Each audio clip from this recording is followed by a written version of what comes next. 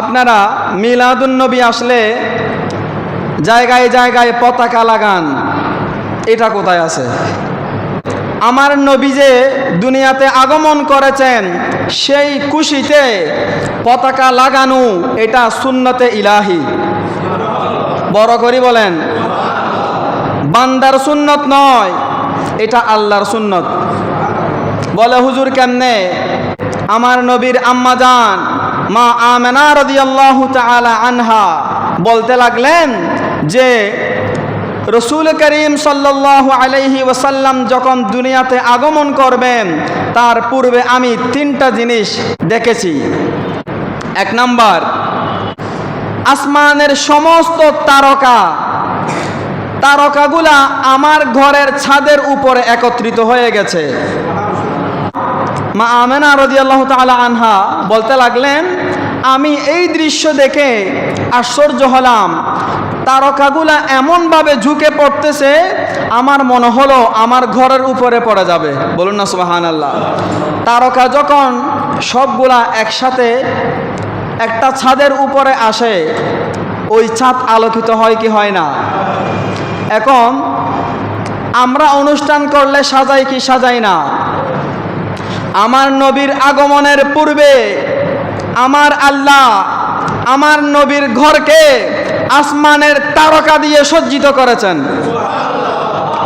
আমরা তো আসমানের তারকা আনতে পারবো না, সেই জন্য অন্তত ছোট ছোট লাইট বাতি দিয়ে আমরা মিলাদুন্নবীর উদযাপন করে আমার আল্লাহ তাআলার ওই সুন্নতকে আদায় করার চেষ্টা করি।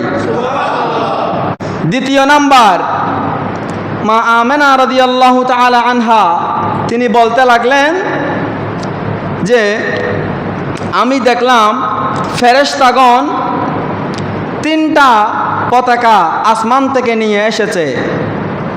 একটা পতাকাকে পূর্ব প্রান্তে, আরেকটা পতাকা পশ্চিম প্রান্তে, আরেকটা পতাকা কাবার ছাদের মধ্যে লাগিয়ে দিয়েছেন।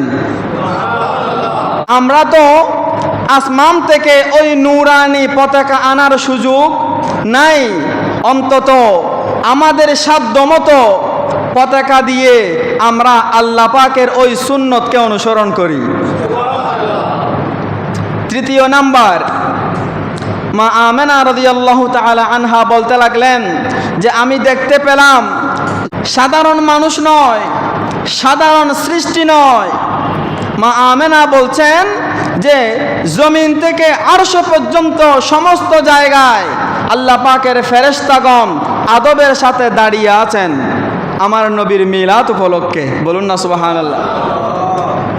মা আমেনা রাদিয়াল্লাহু তাআলা আনহা বলছেন দেখতে পেলাম তাদের ঠোঁট নড়াচড়া করছে, তারা কিছু একটা বলতেছে। আমি কান লাগিয়ে শুনলাম, শুনতে পেলাম ফেরেশতারা আমার নবীকে আদবের সাথে সালাম জানাচ্ছেন।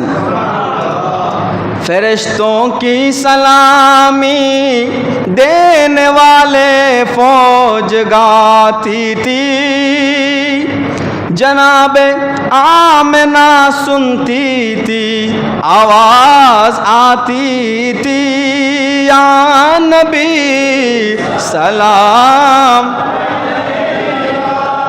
या रसूल सलाम, मुस्तफ़ा जाने रहमत पेला। ফেরেশতারা এইভাবে আমার নবীজিকে সালাম জানাচ্ছেন। বলুন না সুবহানাল্লাহ। সুন্নিরা মিলাদুন্নবী উপলক্ষে মিলাদ কিয়াম করলে, মিলাদুন্নবীর মাহফিল করলে আপনার চুলকানি শুরু হয়ে যায়, অথচ আমার নবীর মিলাদে ফেরেশতারা সালাম জানিয়েছেন। উচ্চ আওয়াজে বলুন সুবহানাল্লাহ।